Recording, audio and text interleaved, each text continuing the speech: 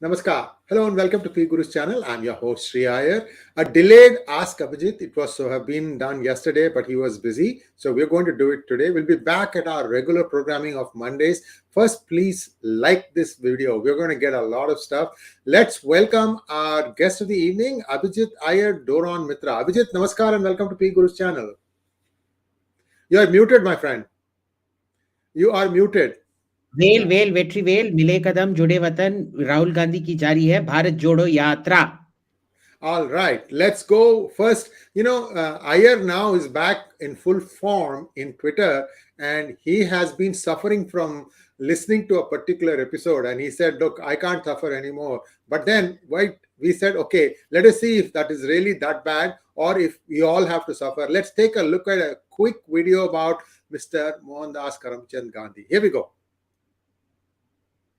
जिंदा है, हाँ गांधी जिंदा है. अहिंसा में, हर गलत चीज के विरोध में, हर सच्चाई की लड़ाई में, हाँ गांधी जिंदा है, हाँ गांधी जिंदा है. महात्मा गांधी जी, मोहनदास करमचंद गांधी गुजरात में बॉर्न हुए एक रेवोल्यूशन है. Mahatma Gandhi ji Alfred high school Rajkot, साबरमाला arts college Bhavnagar, Inner Temple London से पढ़े हुए हाईली एजुकेटेड इंसान हैं. अहिंसा नॉन वायलेंस की आइडियोलॉजी में बिलीव करने वाले महात्मा गांधी जी खुद एक आइडियोलॉजी हैं. हाँ गांधी जिंदा है, हाँ गांधी जिंदा है. अच्छाई में, हमारे देश की तरक्की में मुस्कुराने वाली हर मुस्कुराहट में, हाँ गांधी जिंदा है, हाँ गांधी जिंदा है. Simple living high thinking proverb की डेफिनेशन है हमारे Mahatma Gandhi. Humanist, lawyer, freedom fighter, great leader, social reformer, writer, football lover, राष्ट्रपिता, the father of the nation है हमारे Mahatma Gandhi. Equal rights for all, सबको समान अधिकार पर बिलीव करने वाले, रेशिज्म, रेशियल डिस्क्रिमिनेशन के खिलाफ साउथ अफ्रीका में फाइट करने वाले इंसान हैं हमारे महात्मा गांधी. हाँ गांधी जिंदा है, हाँ गांधी जिंदा है.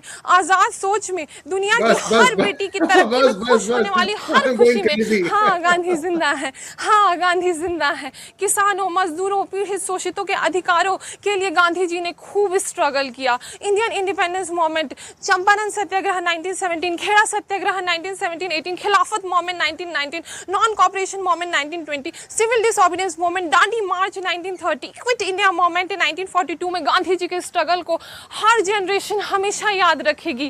फाइनली मैं अनम अली कहना चाहती हूँ, आज शहीद दिवस मार्टियर्स डे में हमारे राष्ट्रपिता, eminent personality, legendary Mahatma Gandhi ji को मेरी विनम्र श्रद्धांजलि.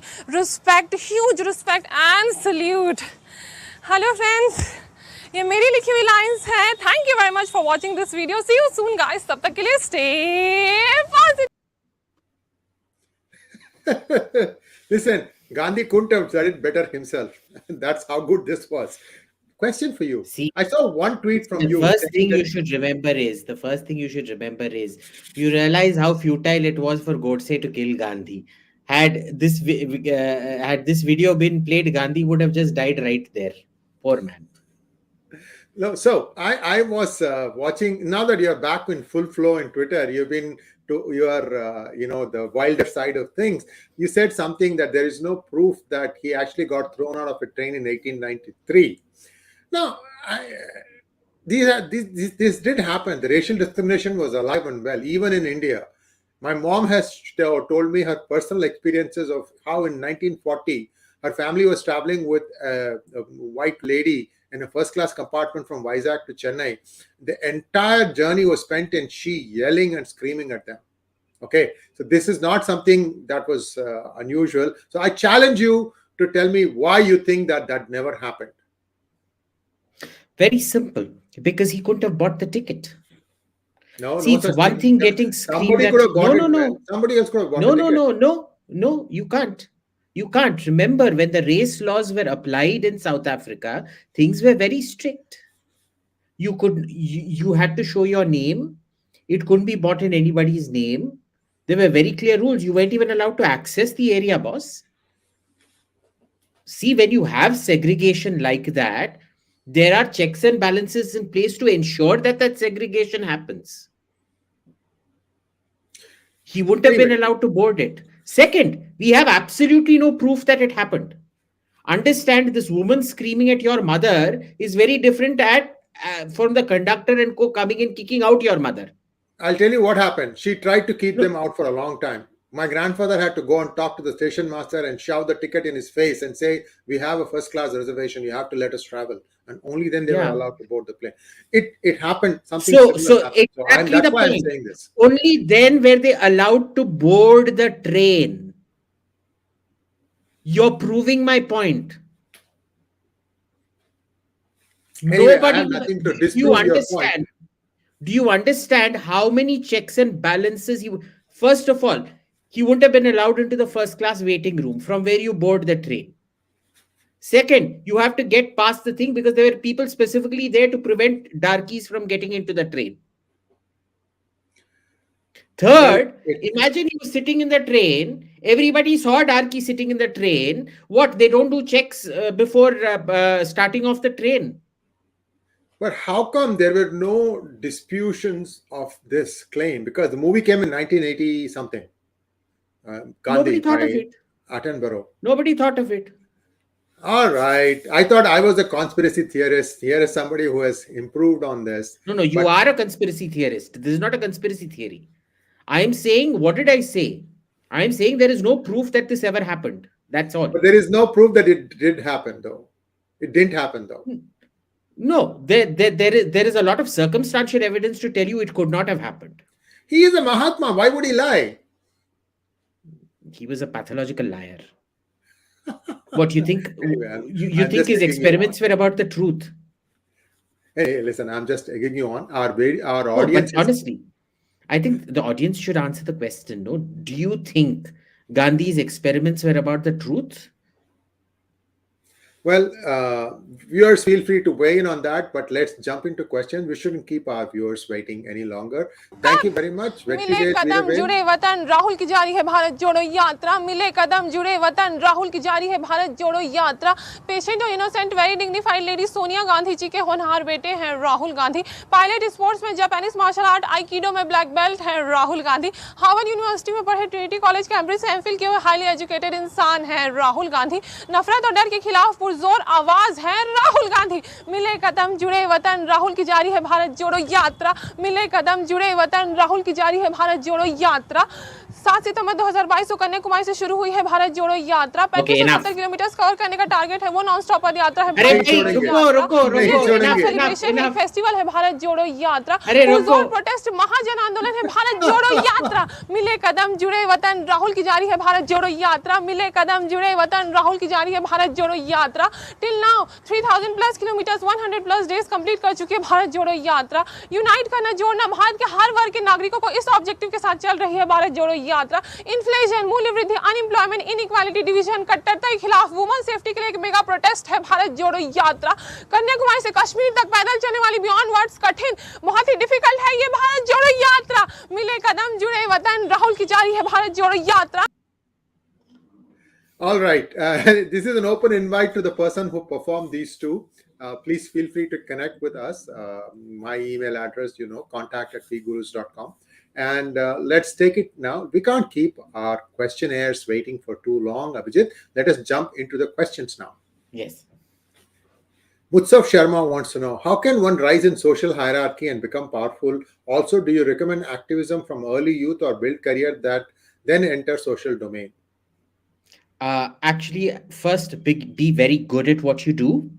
Obviously, coming from privilege like I do helps, but even without that, be very good at what you do. Stay away from activism.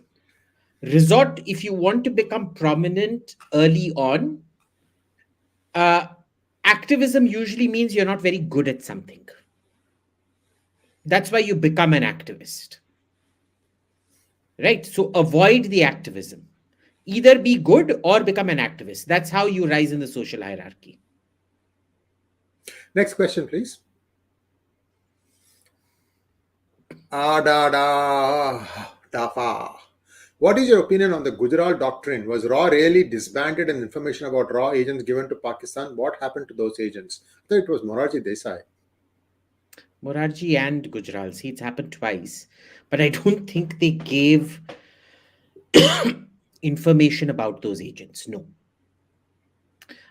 They stopped connecting with them. They stopped funding them. They stopped protecting them, etc., etc. But Gujral doctrine basically came from an area of great naivete. it's the classic case of naivete. Naivet. And what happened was that they basically, English. sir, I'm saying something serious and you're getting this thing. What happened was, see, it's with these Punjus, there is a problem. You take them aside and start talking about Punjabiyat and all that bullshit. We're the same people, Punjabi over national differences, blah, blah, blah. They fall for it very easily. Sindhis also fall for it. Tamils fall for it. Heck, bongs fall for it all the time. So it's very easy to get carried away with this crap. And Gujral was one of those uniquely low intellect types who genuinely got carried away by this crap.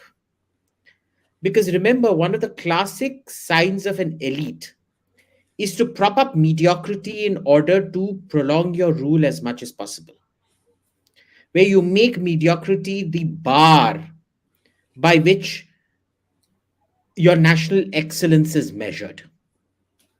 And the mediocrity knows it is mediocre, which is why it has an interest in maintaining its sort of grasp, which is why, people like Kuldeep Nayyar and co were literally sitting and meeting everyone before Gujral was made prime minister to see to it Gujral would become prime minister. And he fell for this typical Punjabiyat crap. If you really want to see what his intellect was, he did an interview, I think in those days it was called Star News, I think. Or they were doing Doordarshan News, but that was NDTV used to do it. And what happened was he actually said, everybody in India should speak two languages, Hindi and Urdu. Why Urdu? Oh, because it leads to communal harmony. How does it lead to communal harmony? A Tamil Muslim speaks Tamil. A Bengali Muslim speaks Bengali. The whole reason Bangladesh split from Pakistan was the Bengali language, amongst other things. So, he was a shockingly mediocre man. And mediocre men are very easy to get carried away like this. You should, viewers, you should watch Swami Remembers About Prime Ministers. He has an episode on Morarji Desai as well as on I.K. Gujral. I'll leave it at that. Next question, please. Malyaban Bhattacharya wants to know, first question, why are Nepalis so hostile towards Indians given that both India and Nepal enjoy friendly relations? Malyaban, when you say Nepalese, who do you mean? They're not hostile towards Indians. If you go to Nepal or the Nepalese living in India, generally you go around, they are not hostile. There is one segment of people in the political class in Nepal who are very hostile to India. Okay. And even that is kind of purchased hostility in the sense that India is fantastic to explain away your own governmental failures. Or when you're funded by a third country, namely China, you will obviously toe the line and say, screw India. But remember, even the king, when he existed before he was killed by his son, wasn't particularly pro-India. Remember in 1984 or 6, Rahul Gandhi imposed a blockade on Nepal because... Rajiv Gandhi, sorry. This is something that was best. And this is a problem with all small countries. Mexico is not small, but still smaller countries. The president of Mexico at that time, Benito Juarez, used to say that the great problem of Mexico is that we're so close to America and so far from God. Anything goes wrong, blame it on the bigger neighbor. That's what happens. Next question, please. Ishan Sharma wants to know, Abhijit, do you think that Hindenburg-Adani thing was a strong attack on India, given that the West doesn't like India's rise? Is there any pseudo-left ideology conspiracy in all of this? No, I don't think so. I think Hindenburg, being a short seller, was doing what... now, I'm not going to talk about the finance angle. I think Hindenburg made a fairly cogent case, and I think Adani's response was extremely weak. Okay. That said, I just want to make it clear that Hindenburg is a short seller, which means they have a financial interest in screwing over somebody's FPO and possibly buying shares at a low price and profiting off it later on. I think it's more to do with personal interest than anything ideological out here. And you will see more such instances in the future, I guarantee you. Next question from Maliban Bhattacharya. Contrary to popular perception, do you believe that the likes of Ivan the Terrible and Vlad the Impaler enjoys popularity in Russia and Eastern Europe? To add, did Israel really steal Arabic cuisine? Look, nobody really gives a shit about Ivan or Vlad in Eastern Europe. You talk to the Russians about Ivan the Terrible, they're like, oh, yeah, he existed, history. You go to Romania, you go to Transylvania and talk about Vlad the Impaler, they'll go, yeah. You know why? Because he's a great tourist symbol. They'll all try to connect, oh, Vlad actually impaled this guy here, or he drank his blood here, and crap like that. But I remember going to Romania in the 80s when Dracula tourism wasn't a big thing, and nobody really gave a crap about Vlad. I mean, no hero status, just like Ivan the Terrible, no great hero status out there, right? They're not part of the national narrative of those countries. To answer first part of the questions, did the Israelis steal Arabic cuisine? Well, look, there are 3-4 different kinds of cuisine that come into Israel. Okay, the first are the Mizrahis, the Eastern Jews. So basically, Yemen, Baghdad, India, the Baghdadi Jews who came to India, and of late also the southern Kerala Jews. I don't think the Kerala Jews come under Mizrahi, but anyway, the Baghdadi Jews who migrated to Calcutta, and that is Mizrahi food. Mizrah is east, so Eastern food, right? The second important influence out there is the Mediterranean cuisine, which is actually quite standardized across that entire thing, right? Zayt, so the Arabic word for oil is zayt. Zaytun is the Arabic word for an olive, because that was the main source of olive extraction. So, things like chickpeas, like olive oil, the combination of olive oil and chickpeas, all these things, they're very common across the southern Mediterranean. They're not unique to Israel. Now, you had a very large Jewish population that was native to Israel itself. Remember, it was never completely denuded of Jews. There were a significant population of Jews there, excuse me, at any given point of time. So you have the Eastern, you have the Mediterranean, and you have the Jews who lived in Israel. And the fourth influence on Jewish food was Ashkenazi, which is the most hated, but I find some of the most interesting Jewish food is actually Ashkenazi food. It's gone out of fashion because it was very heavy in animal fat. Remember, what happened in Northern Europe was you couldn't grow olives. If you could get olive oil, it was super expensive.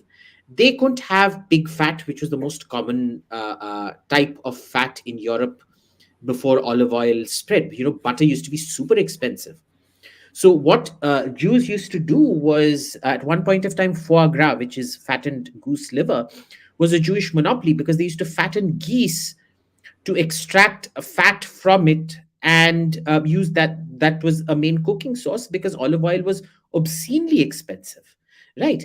So a lot of their cuisine developed from these 4 different main sources. Now, has the local Levantine cuisine become the most popular? Yes. Did they steal it? No. Because you've always had Jews in Israel who were eating that kind of food all the time. And I can honestly tell you, having been all around Israel, the shawarmas in the Arab areas are far superior to the shawarmas you get anywhere in Israel. Israelis don't know how to make a shawarma. Okay, Israelis do know how to make falafel. Is falafel borrowed? Sure. But do you really know for a fact that Jews who lived in then the British Mandate of Palestine did not eat falafels? No. The one thing we know, so there are 2 popular vegetarian sandwiches out there, the falafel sandwich and the sabik sandwich. The sabik is basically what in Bengal you call begun bhaja with luchi. Not luchi, I guess, but pita stuffed with fried eggplants and things like that, which is an entirely Jewish dish. Even the bad shawarmas that you get in Israel have these multiple influences. So, for example, an Israeli shawarma is loaded up with all kinds of things. They use a very specific sauce called amba. from the Sanskrit for mango, amba, literally. Because it was, the Iraqi Jews used to use amba. They used to get mangoes from India and make this tangy sauce and use that on their shawarmas and things like that. So, no, I don't think the Israelis stole food. It was a very, this whole narrative of stealing food is a very, very political one that wants you to forget the fact that at any given point of time, about 25% of Palestine's population was Jewish. Next question. Aditya wants to know which BJP leaders are currently at the far right and why. I don't see anybody at the far right. In fact, I don't see any BJP leader on the right. I see them being slightly left of center. Some of them Everyone are wants left. to occupy the center. Yeah. Some of them are left of center. Most of the leadership is left of Sitaram Yechuri. Aditya B wants to know, going to Greece with my wife and kid for a trip sometime this year. What are some things one can do / visit / eat in 3 days there? History, food is big in the priority.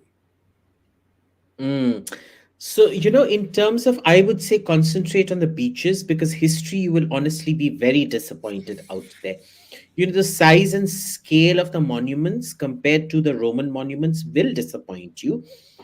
I've been there since I was a kid, so it doesn't really disappoint me much at all. You'll see the Parthenon, but what I'd suggest you do is spend a lot of your time in Athens. There are 3 bus routes in Athens, right? There's purple, red, and yellow. Get the standard ticket for 5 days, and what you do is you don't have to be staying at a resort. One will take you around all the historical areas. The second one will take you through the Riviera. The third one will take you west towards where the sunsets and things are really good. And when you go down the Riviera path, you can just stop at beaches and have street food and things like that, which is fantastic. The one thing you must absolutely try in Greece in terms of food is something called the galactobouriko. It's a dessert, totally vegetarian dessert, and it's think of it as a baklava, but I don't like baklava, but it's stuffed with this vanilla cream paste, which is lovely. I don't know why more people don't eat galactobouriko, but definitely try galactobouriko. The other thing you must try is fasoli, which is their version of beans, and it's also vegetarian. The thing is, the Greeks have amazing vegetarian food that nobody ever talks about. 100 out of the 365 days, about 160 days as per the Orthodox Church, are fast days on which you're not allowed to touch meat, fish, anything like that. So Greece actually has a huge amount of vegetarian food for you to eat. And finally, the best souvlaki is kind of the same as shawarma. And for me, the best shawarmas I've eaten are in Greece, and they're called souvlaki. And the one you must have is the pork souvlaki, because trust me, if you think lamb is the best, or they will only eat lamb in Turkey, Israel, and things like that because of the norms against pork. Trust me, pork souvlakis are the best. If you give me 1 minute, I will tell you the names of places you should go to. Galactobouriko. Sorry, I can't find it, but I will find it. I will put it up on Twitter tomorrow, day after. History, you must travel to Meteora. See the Corinth Channel. It's an interesting one because, with the Suez Canal and with the Panama Canal, you can see it's a canal, it's cut. But with the Suez, it's quite broad. You don't feel that it's a artificial cut in that sense. The Corinth Canal actually feels like an artificial cut. See, and if you can actually go up and see ships going through, it's really narrow. At some point, there's only this much between the rock and the ship. That's a fantastic thing to watch. So you should definitely do that. But if you're going to go see the ruins, like Sparta, mein kuch bhi nahi hai. There's nothing to see in Sparta. Go see Mycenae, I guess. Mycenae or Tiryns and things like that. Go to the monastery at Meteora. But history कुछ ज्यादा नहीं है देखने के लिए. Next question from Abhishek. Sir, how are Turkic Muslims, whole of Central Asia and Turkey, different from Arab Muslims and subcontinent Muslims? Well, first, let's talk about the Turkic Muslims who have been Sovietized. The Sovietized Muslims are Muslim only in name. Okay, like for example, Azerbaijan is Shia only in name. You look at all their practices, they're much more Sunni than they are Shia. I don't even consider them Shia. I think Iran, they consider themselves, they don't even talk about their Shiism there, right? The Iranians don't really see them as Shia at all, even though Ayatollah Ali Khamenei, the current Khamenei, not Khomeini, is an Azeri. He's an ethnic Azeri. And Azeris are Turks. So they're not very different. On the other hand, you look at the unsovietized Turks, they are Kattarpanthi in a way that very few people are. Especially in Afghanistan, when you see the Uzbeks and things like that, they're completely on board with the Taliban agenda out there. Okay. In Iran, it's very difficult to differentiate, but the Azeri and Azerbaijan, you move on to, because there's Iranian Azerbaijan as well, and you move on to Turkey. The eastern areas are very conservative. The western areas the urban areas are much more liberal. How are they different from Arab Muslims? Well, Arab Muslims, well, they're ethnically and linguistically different, and you'll see the same thing. The rich areas are much more liberal. The poor areas are much, much more conservative. Sharjah, for example, has gone back to conservatism, whereas UAE and now Saudi Arabia, once Mohammed bin Salman said, you don't need to wear burqas. My friends in Saudi Arabia are telling me, ki BC, there is no one wearing a burqa out there. Except the older ladies, like 60, 70 years old. Even 50, early 60-year-old aunties have decided to take off their burqas, boss. Right? So it's wealth makes a difference. I would say these days it's much more about wealth and a lack of wealth than anything else. Subcontinental Muslims too diverse, too much of a mixed bag. Even amongst Arab Muslims, I can tell you, Omani Muslims have always been super cool. Whereas Kharijites at one point were the most Kattarpanthi. So Oman is a Kharijite bastion. And they were the most, they killed one of the, I think, one of the Shia Imams was killed because he gave up. No, he said, I give up for the sake of peace. And Kharij kar diya. And they killed him for it. And that is why they're called Kharijites. Right? They're the most chilled out Muslims you'll ever meet. Yemeni Muslims, again, it depends. All my Yemeni friends are very urbane, but from what they tell me, I've never actually been to Yemen, is that it's really quite not very nice, very conservative. In fact, they claim a lot of the roots of Wahhabi Kattarpanthism started in Yemen. It didn't actually start in the Najd. It started in Yemen, and it apparently migrated to the Najd. But it's huge. Like, I mean, I can talk about this for a whole hour. Next question from Rajalakshmi J. What about Spanakopita? No. Spanakopita is completely overrated. I've never had a good Spanakopita in Greece. Next question, please. Ishan Sharma wants to know, given that the BJY Part 1 is done, Bharat Jodo Yatra, what do you think will have an impact on will this have an impact in the upcoming state and federal elections, especially among the opposition? BJP, we all know, will still be benefited by this. So one of the things which is apparently, this is what a lot of the non-Congress opposition is telling me, they have an issue with BJY. And that's because they see that it's kind of giving a kind of small PR flip, which will take away their anti-BJP votes. It won't disturb their core base, but it will take away parts of their anti-BJP vote. Now, in Tamil Nadu, that isn't a problem. In Kerala, that isn't really a problem. because the Congress has succeeded in alienating both the Christians who were their bastion.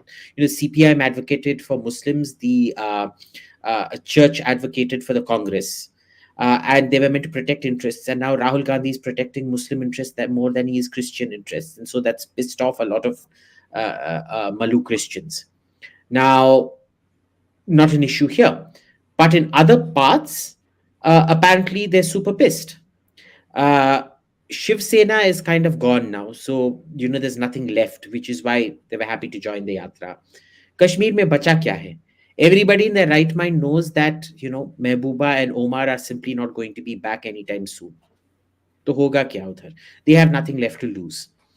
But there is a belief amongst lots of opposition parties like YSR and KCR and things like that, that this will take away small, not significant, but it will take away some chunk of their anti-BJP vote. Next question from Soham Majumdar. The construction of SSNs under AUKUS is a long-range underwater armament being deployed in Indo-Pacific. Sir, with UK calling for AUKUS expansion, is it right time for India to join in? One sec, let me absorb the question. Yeah. I've read this also somewhere else. Sorry, one second. One second. Let me just read it.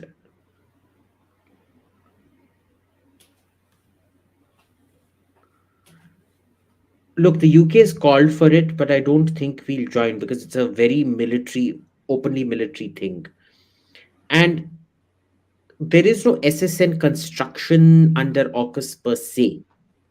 Okay, this has been created kind of to allow the Australians to pivot away from the French non-nuclear submarine. It was basically a shield, a political shield given to the Australians to back away from the French submarine contract and go in for an American or British submarine.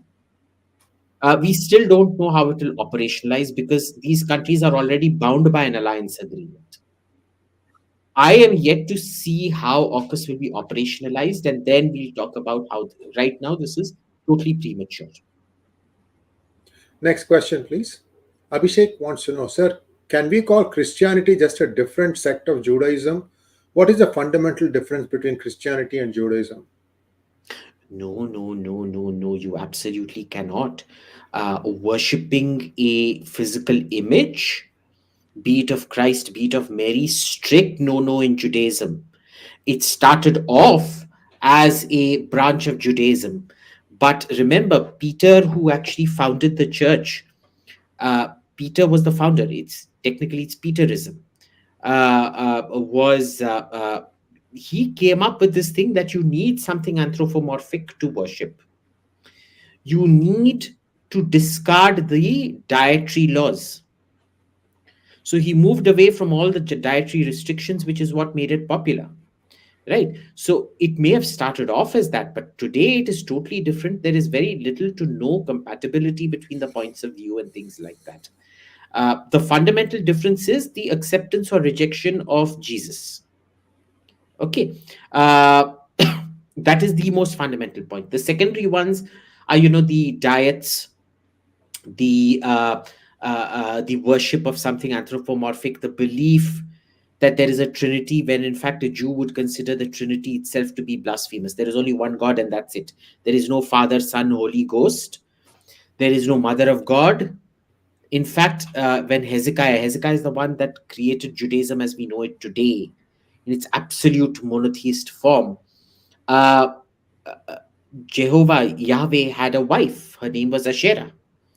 All her statues were demolished, broken, everything pushed out of the pantheon, and it became just the one God, whose statues also were not allowed anymore. So in some ways, Judaism is more closer to Islam. Yes, it is. Okay. Sambhav Jain wants to know, are you familiar with the works of Peter Zeihan, and do you see the Chinese demographic collapse to be spectacular or calm like Japan?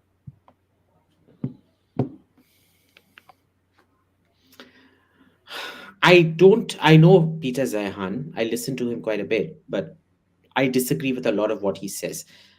Look, I don't think the Chinese demographic collapse by itself is much, but combined with the sort of unsustainable economics and the way they're throttling their own people from moving away from manufacturing into services, it will get violent. I don't think Japan's collapse is going to be all that calm. You're not seeing it, but it is going to get nasty. I think because they're a democratic society, they will open up. I think you will begin to see the multiculturalization of Japan. Let's see. That's just my belief. But these things are very stochastic. You can't predict a exact trajectory. Himank 957 wants to know, is it true that some NATO countries, Turkey, Germany, Belgium, host American nuclear weapons? Isn't it a violation of NPT? No, it's no violation of NPT.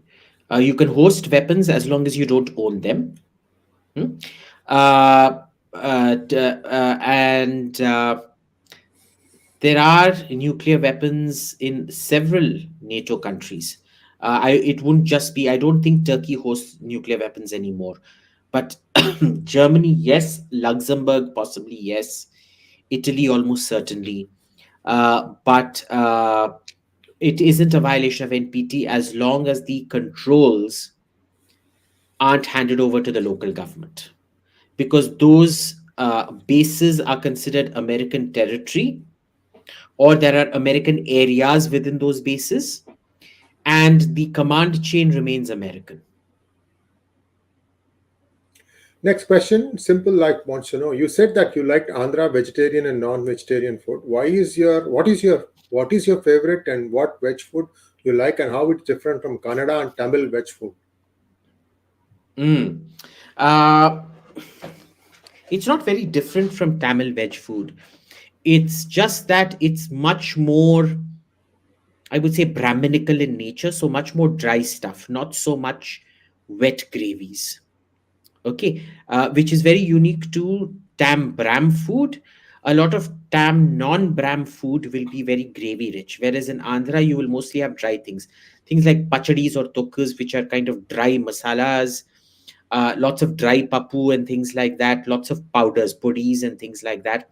I think my favorite thing is kandi podi, gunpowder that you put on rice and just hot ghee and eat it. That's literally my favorite thing. I eat it almost every single day. I can't have a meal without it.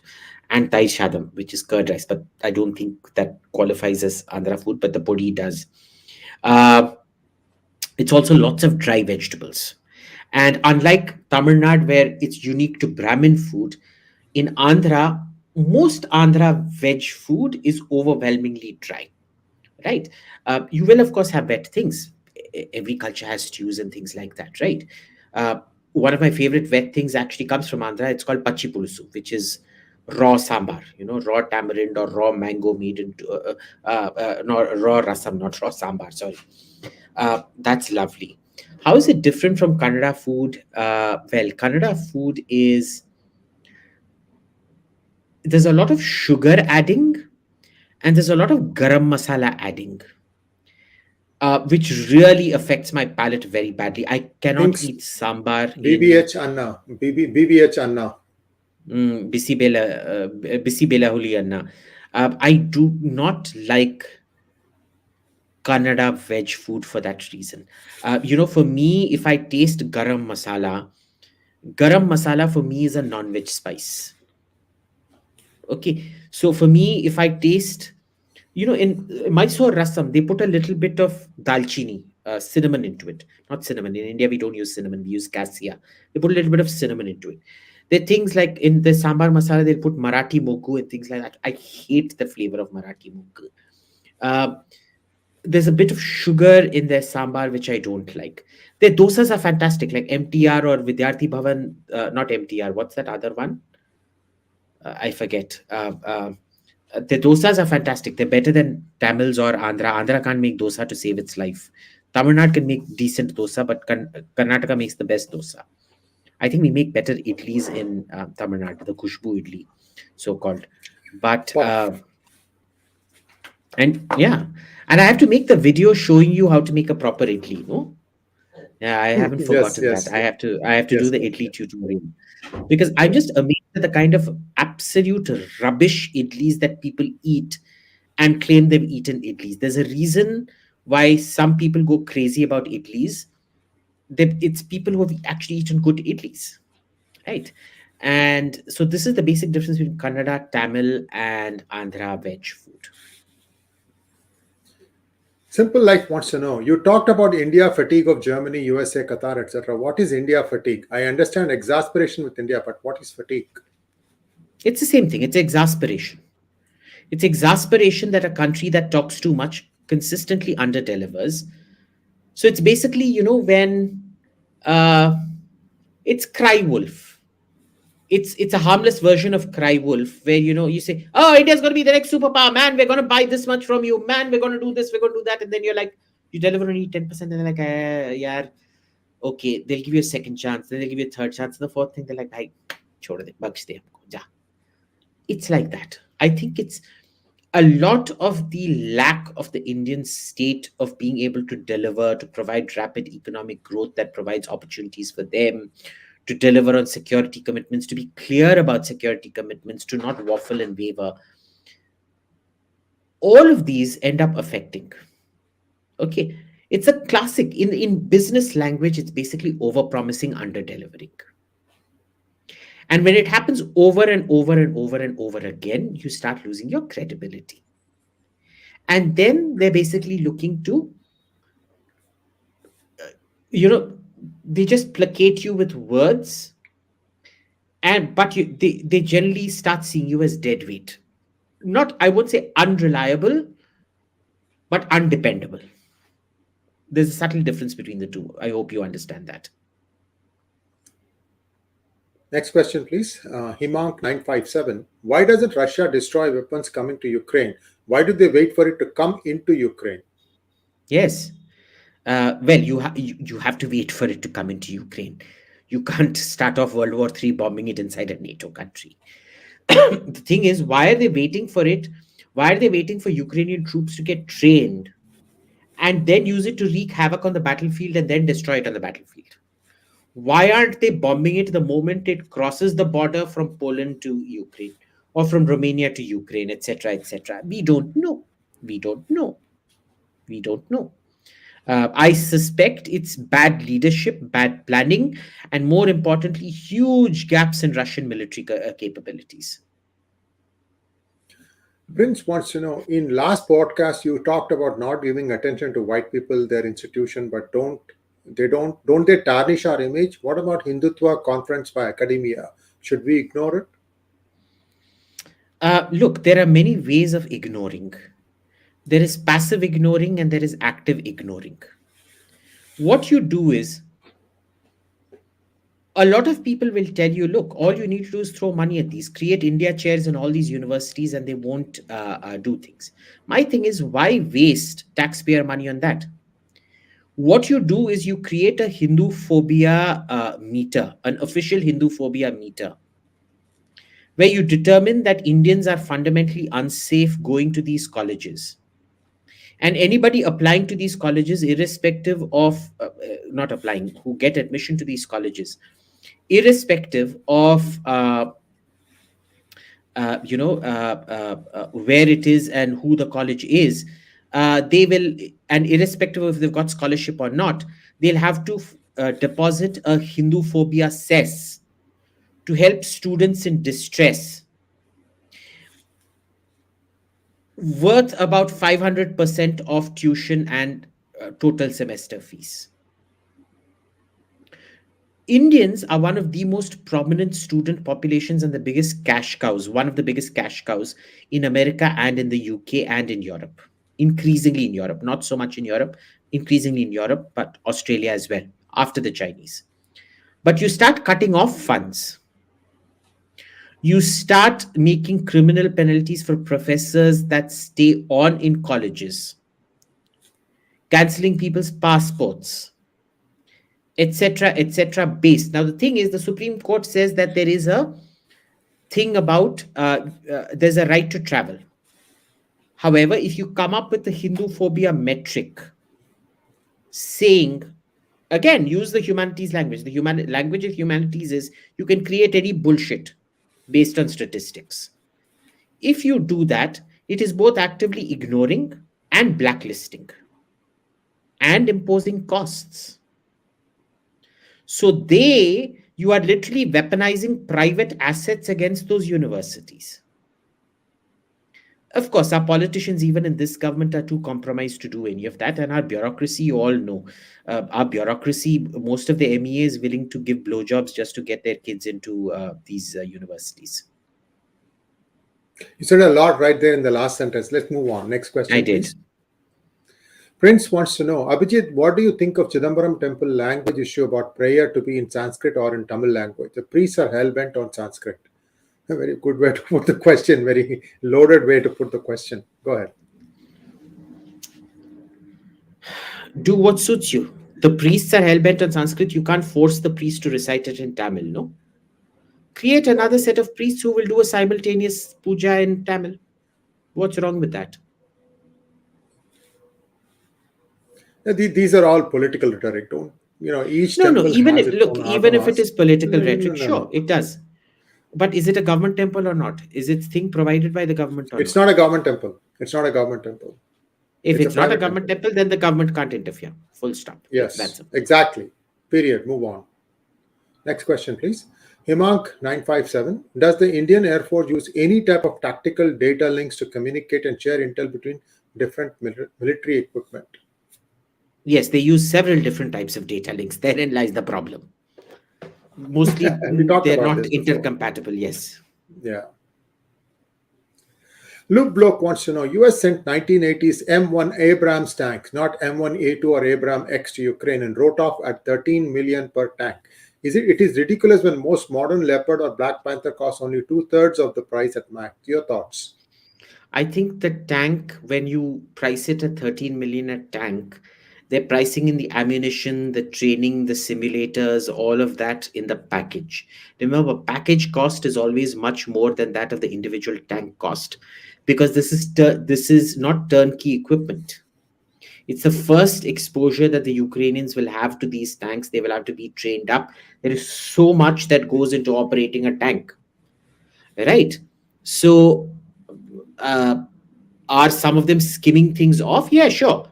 But it is about 13 million a tank would be roughly within the range of what I'm willing to believe for the complete package. Yes.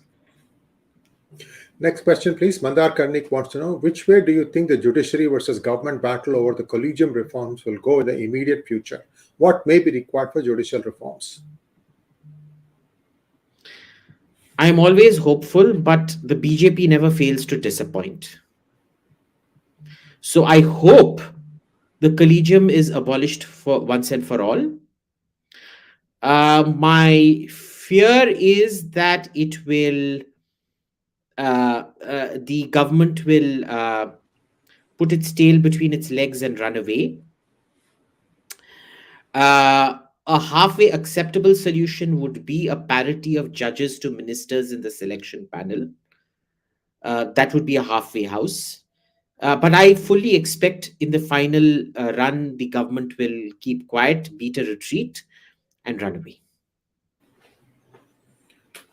Next question is, Guts the Black Swordsman wants to know, hello Abhijit, do you see any similarities between Zionism and Hindutva?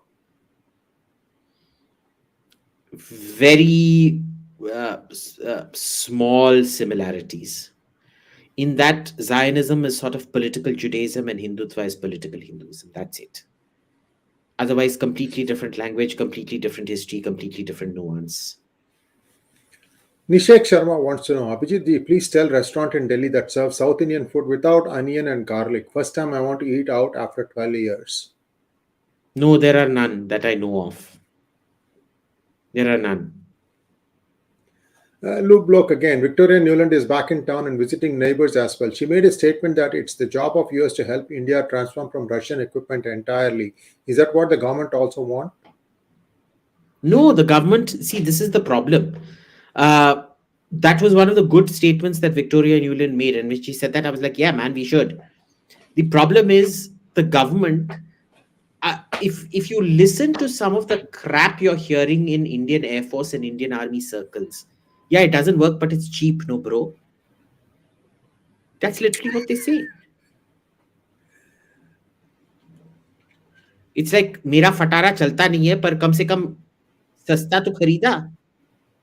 मैंने bullet खरीदा, bullet breakdown हो गया, वो बस मेरे front yard में है, चलता नहीं है, पर कम से कम मैंने बस 10,000 के लिए लिया था ना.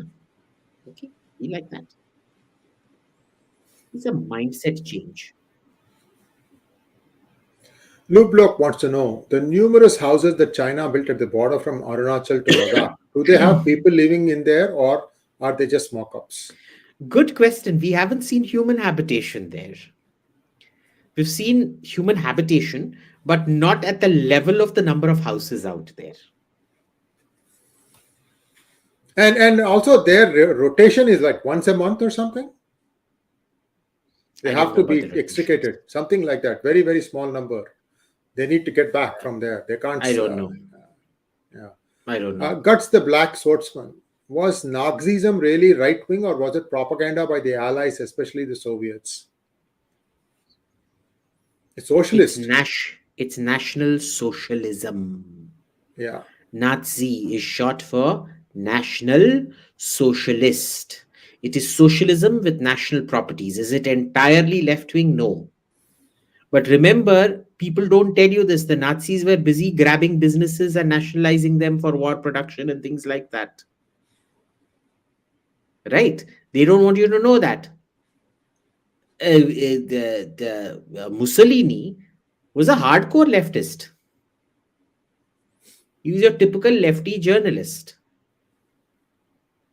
So, I won't say it was totally socialism, but it was very significantly socialism, much more than it is right-wing. The difference was the methods were the same, the application was the same, all of it was same, except the belief in ethnic pride. Okay. The ethnic pride and the suppression of ethnic pride is the only thing that celebrates Nazism from Soviet style or Chinese or any of this other socialism. But where does that leave you with China? Because China today talks up ethnic pride. So are they a Nazi state then? Socialism plus ethnic pride. So Lenin always used to say Marxism plus electricity equals communism. I would say communism plus ethno-superiority equals Nazism. Arun wants to know, what's the implications of Adani collapse on infra projects given cement price and supply chains which were secured? They're not collapsing, don't worry. From tomorrow it will be budget. That's it. This news cycle is over. Om Patel wants to know, why doesn't Israel have a formal constitution? What problem does it create? See, they never wanted something called a constitution for a variety of reasons, because this was something that needed to be reformulated over and over again. They didn't want a static document. They wanted a dynamic document. Now, the problems, there are both pros and cons. See, you can have a unwritten constitution. Britain's constitution has never been written down. But there is a belief in settled law, where judgments keep happening, the same judgment keeps getting repeated over and over again, the same kind of judgment really, to the point where it is considered settled law, whereas everything else is open up to judicial interpretation. With Israel, the thing is they're too young to have settled law, and the other problem has been, I won't call it a problem really, it's served the Israelis very well in that nobody's ever suspended democratic liberties and things like that. And what is, I won't call it a downside, there is no settled law. Everything is up for re-adjudication, re-litigation at any point of time. So nothing's really final. I'm sorry, I blotted your. Can you repeat the last line? So nothing's really final in Israel. It'll take about another 100 years for, settled law to emerge in Israel. Om Patel wants to know, how badly is the fertilizer crisis going to hit India? Are we looking at famine in 2023 and beyond? Bro, we are getting phosphates. We have no issue with phosphate supply, huh? हमको Belarus और Russia से phosphate मिलेगा. You don't worry about that. Raghuram Chadalabada wants to know, do you think the Bharat Jodo Yatra has truly realigned the secular-minded parties? What impact will it have on elections from now on? Well, we've answered this question, haven't we? Yes, we have. We Yes. just, Raghuram, I think you probably asked the question before. You it was missed the answered, earlier so, part, yeah. but it'll have as much impact on the elections as my pinky finger waving.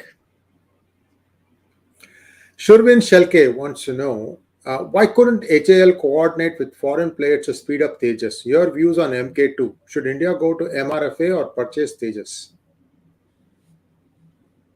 Let me give you context. The F-16 has been around for 40 years. It came online in 79, 78 or 79, if I'm not mistaken, maybe 1980. 1980, 1990, 2000, 2010, 2020, we're now in 2023. 43 years the F-16 has been produced in various configurations. Even today, F-16s are being produced on a production line. There is a greater difference between when the F-16 started production to today than there is between the Second World War and when F-16 production started. 1945 propellers to 1955 to 1965 to 1975, basically 45 years. Imagine we went from propellers to first generation jets to second generation jets to third generation jets to fourth generation jets in 45 years. But we persisted with fourth generation jets for the last 43 years. Okay, that said,